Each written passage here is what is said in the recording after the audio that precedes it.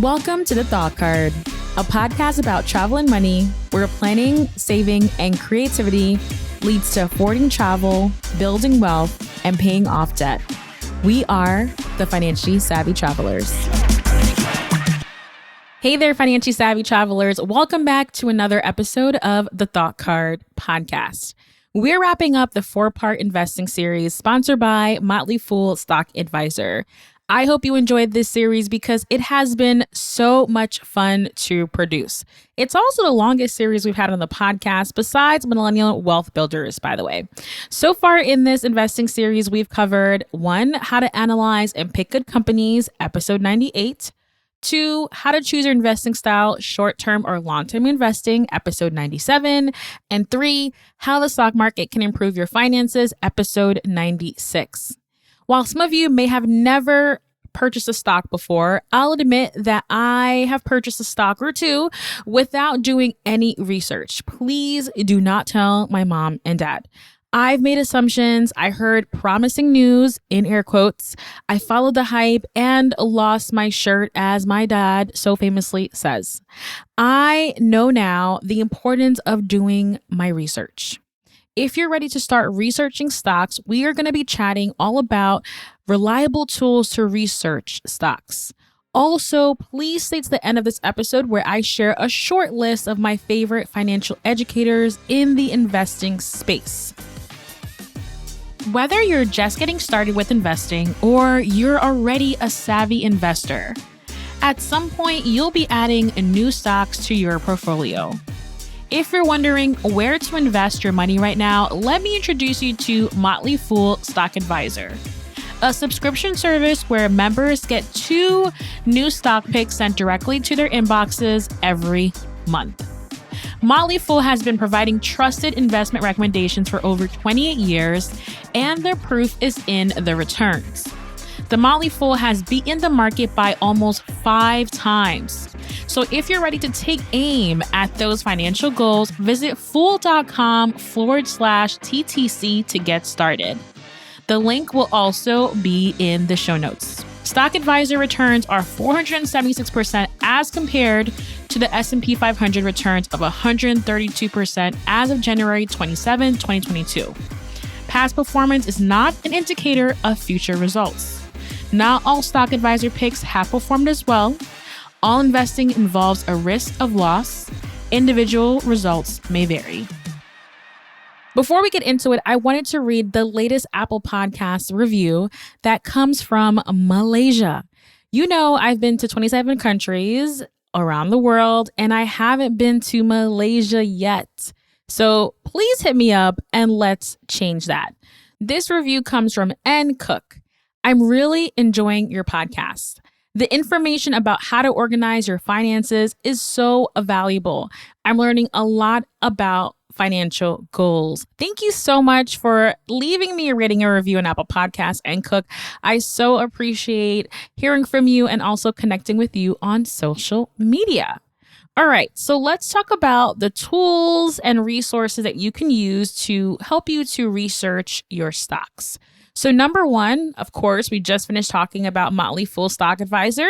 So Motley Stock Advisor is a subscription service that identifies long-term investment opportunities and shares 2 stock picks per month sent directly to your inbox. This is a super useful tool if you're looking to cut down on the time that you're going to be spending researching and looking for good investing opportunities, because Motley provides you with recommendations and reports to help you make informed decisions.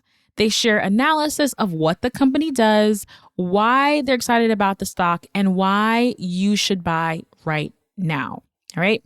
So stock research tool number 2 is Yahoo Finance. Yahoo Finance offers real-time data and up-to-date news. And it's really a great place for you to do basic stock research. Use the stock research tool to look up companies and add them to your watch list. So you may be wondering, what is a watch list? Don't worry, we'll break that down. So a watch list simply lists your stocks that you're going to be keeping an eye on and helps you to track the companies you're interested in. For more on the most common investing terms, please check out my blog post, Common Investing Terms to Know, and I'll have the link to that article in the show notes. So Yahoo Finance has information like the current stock price, the 52-week range, which we talked about in episode 98. Go back and listen to that episode. Also the historical data, a list of similar companies, and so much more data points. So Yahoo Finance is really great for basic stock research, right? So number 3 is Investopedia. I really like Investopedia because it simplifies complex financial concepts and breaks them down. So it's easy to understand. So Investopedia is great for finding definitions to things and getting additional context. So I also recommend following them on Instagram at Investopedia. I really like their investing terms of the week series. It just is a great, not only to learn new terms, but also a good refresher. So I really recommend following them on Instagram. The number 4 stock research tool I recommend is Earnings Whispers. Earnings Whispers shares a calendar of earning releases.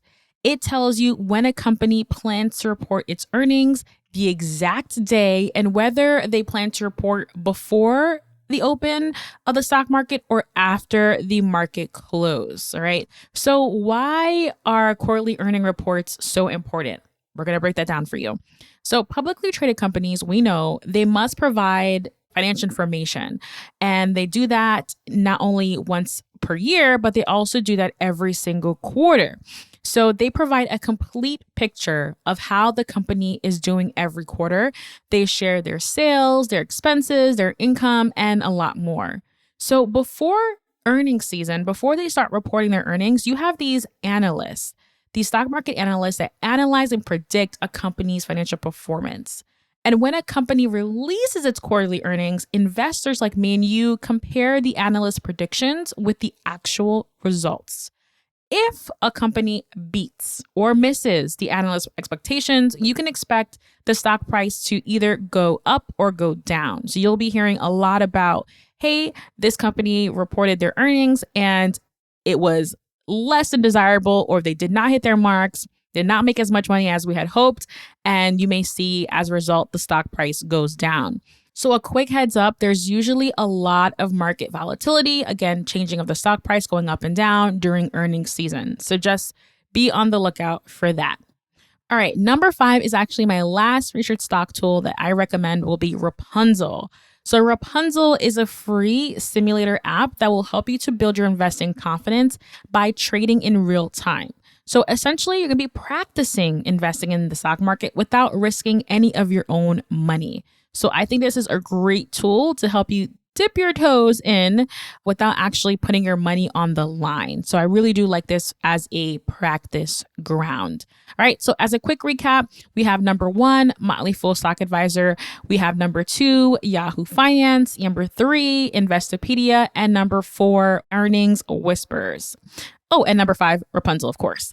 Okay, now we're going to move on to my favorite financial advisors to follow. So I'll have all the links mentioned in this episode for you in the show notes, aka the accompanying blog post. Did you know that every episode I release, I actually create a full blog post for you with the links, resources, some aha moments, and things like that. So definitely go ahead and check that out. And the links, again, will be in the show notes.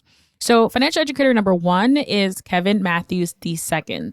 Kevin Matthews II is an author. He is a formal financial advisor and a financial educator. I'm a big fan of his YouTube channel, Kevin Matthews II, Building Bread. Here, he teaches the basics of investing and also breaks down what's happening in the market. So I love that he uploads videos very frequently and talks about what's happening and just makes it super easy to understand and get on board. Second, we have Terry Egioma. Terry Egioma is a former assistant principal turned full-time day trader, entrepreneur, and multi-million-dollar course creator. I love Terry. When Terry started trading stocks 11 years ago, she saw it as an opportunity to supplement her income, so to boost her income. However, she was so successful with this side hustle that in 2017, she quit her job, traveled the world, and trades full time.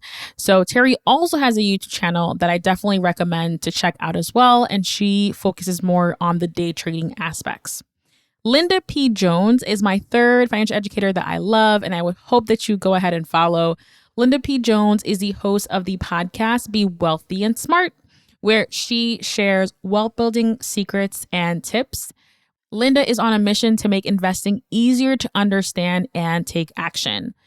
Definitely add Linda's book, You're Already a Wealth Heiress, Now Think and Act Like One, to your reading list. Of course, link will be in the show notes. Last but not least, Earn Your Leisure is a popular podcast and YouTube channel hosted by Rashad and Troy, and they break down business models and examine the latest trends in investing and finance. So be on the lookout for their weekly Market Monday series where they talk about what's happening in the market, world of investing, and also crypto. So definitely keep an eye out for their Market Monday series. Now it is your turn, my friends. What are the best stock market research websites and tools that I missed?